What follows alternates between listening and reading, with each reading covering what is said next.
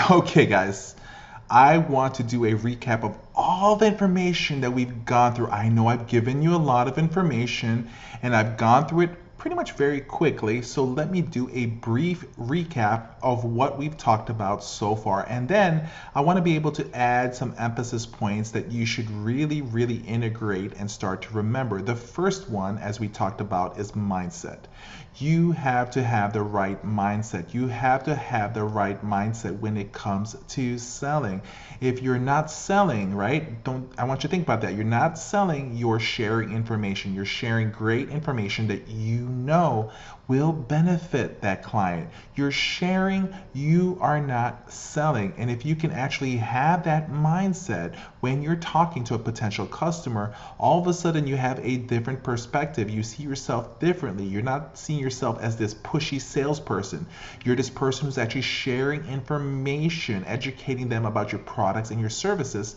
And that is the foundation of great salespeople. And that's how great salespeople think. The next thing is we talked about product inventory. We talk about your products and your services, and then we listed out all the different features and benefits and advantages that you actually have to offer. Remember that I actually gave you a formula for that: feature, then benefits, and then advantages. I want you to take time and doing that. This is important for you to be able to do this because this makes you understand what you have to offer.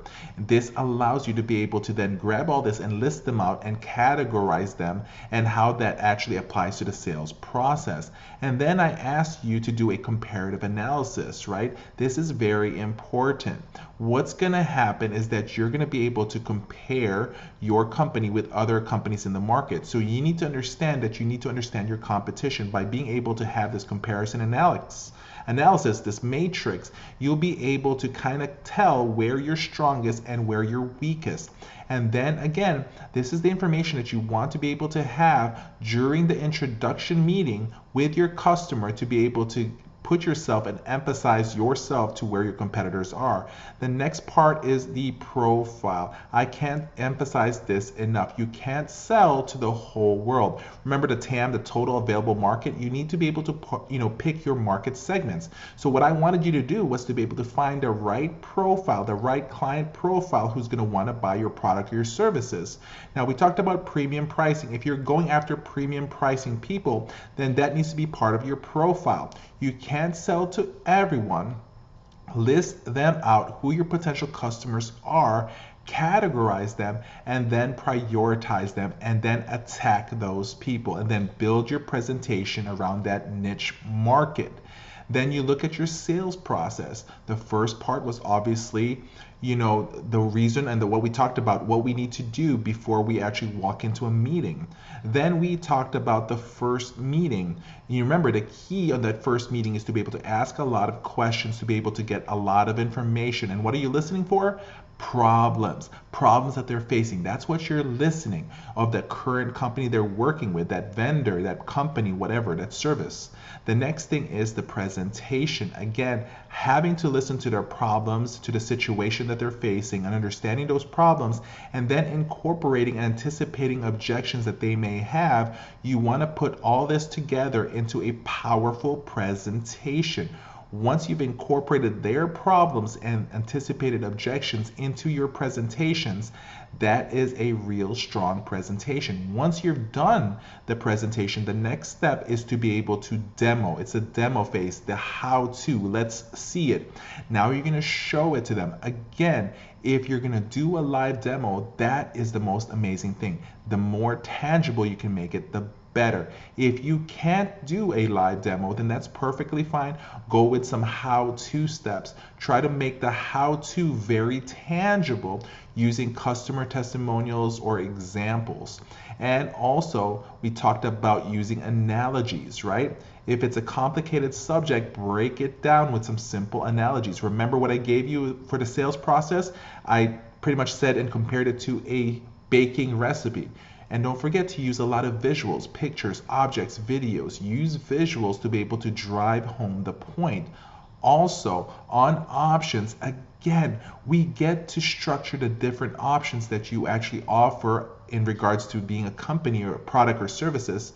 The customer needs to start getting that idea of what you're offering. Along with the options, what you want to do is to be able to give them pricing. Now, again, if you position yourself with premium pricing, that's perfectly fine. There's fair market pricing and there's premium pricing. Give them 3 options, not 2, because if you give them 2, they're going to choose the cheapest one. If you give them 3, they're going to choose the one in the middle. Always offer 3 options. And then again, if you've done your work, if you've done your job properly and reduced all the resistance, you kind of answered all their questions, you show them how you can pretty much help them with their problems, and you basically answered all their objections, then really you're getting into the main information. It's not about getting into a pressure tactic.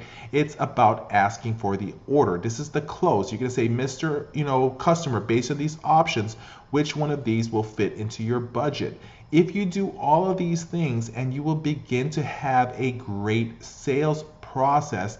And as I've talked about in the beginning, are you going to get it right the first time? Of course not. Okay, but as you build your sales process, as you keep tweaking it, you're going to start having, it starts becoming the thing that you want it to be, and your sales are going to become more consistent, and you're going to be able to sell more. I really truly hope that you enjoyed this this training program that we actually just put together for you. Remember, our goal is to be able to help you guys sell more and create a successful company. So if you have any more questions, don't forget to contact us anytime that you want. We definitely want to be able to talk to you and get your feedback about this training program that you just attended. Once again, this is Michael, and my job is to be able to help you become more successful, and always understand that sales and marketing is easy when you actually know what you're doing.